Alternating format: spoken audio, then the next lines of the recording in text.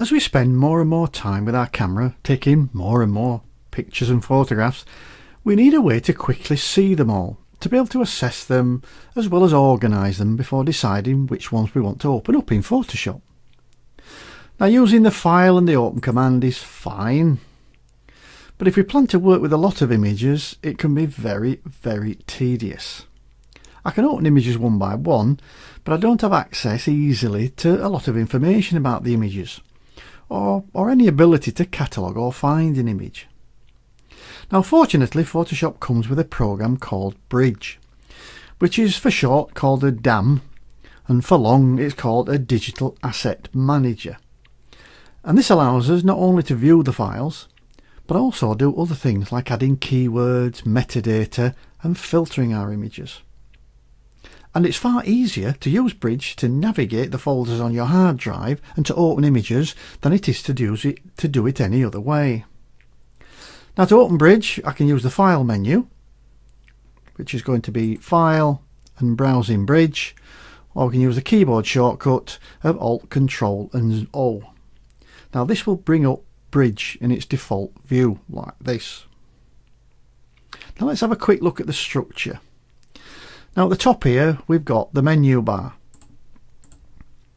Underneath that, to the left, we've got some presets, so we can access things like the photo downloader, and we can go to Adobe Camera Raw. Over on the right here, we've got some workspaces, which we'll be looking at in more detail in a second. Now, underneath this, we've got the breadcrumb trail, which is where we can navigate right down to the folder that these images are in. And over to the right, we've got some sorting options. Now, the main panel itself is divided into 3 sections by these 2 vertical bars. And we can change the percentage of which of these bars occupies more space by dragging on this little symbol here, this little like an equals sign. And the same on this side. Now, within each of these panel groups, we've got sub-panels. Here we can see we've got the favourites, we've got folders, and we've got a sub-panel divider. So here again, if I hover over that, I can drag that up and down. And the same over at this side. And here you can see I've got some more sub-panels. I've got a keywords panel and the metadata panel. Now, at the bottom, we've got a slider, so we can make the thumbnails bigger or smaller, and we've got some just different custom views.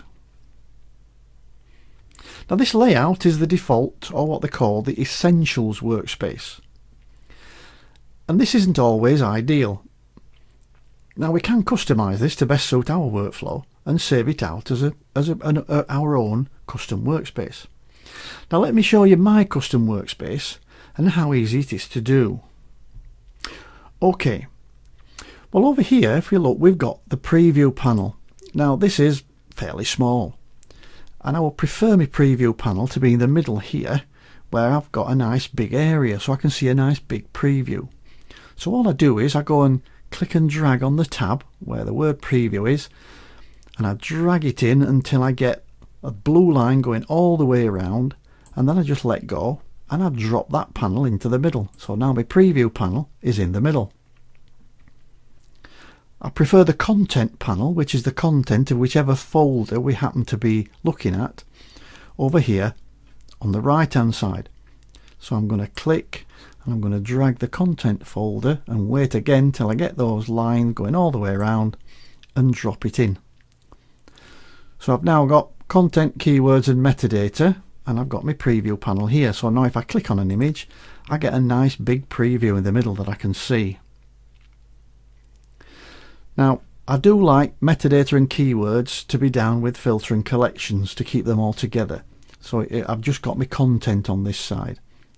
So again, I'm going to grab the keywords panel, I'm going to drag it down and just dock it with filter and collections. And I'll do the same with my metadata panel. So I'll have all them in together. So I've got filter, collections, keywords and metadata all together in one place.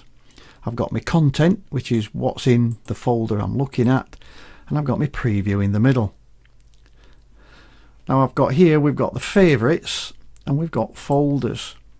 And what I'd like to do is to just make that a little bigger, to just give a little bit more to the folders, because that's important for me to be able to navigate through the whole of my folder structure.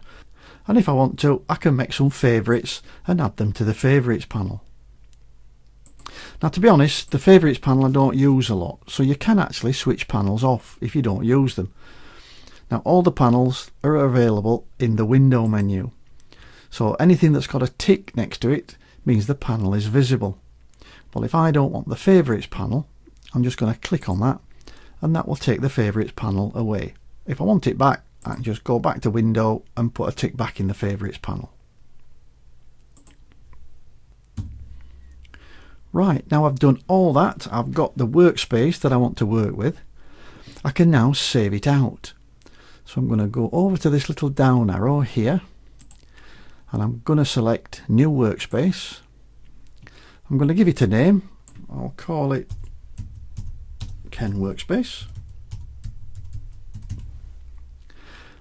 I'll leave the tick in save window location and I'll save the sort order and I'll click save.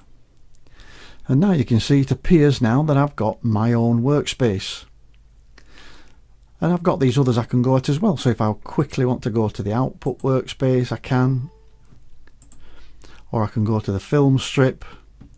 Or I can go back to my own workspace now, my Ken workspace.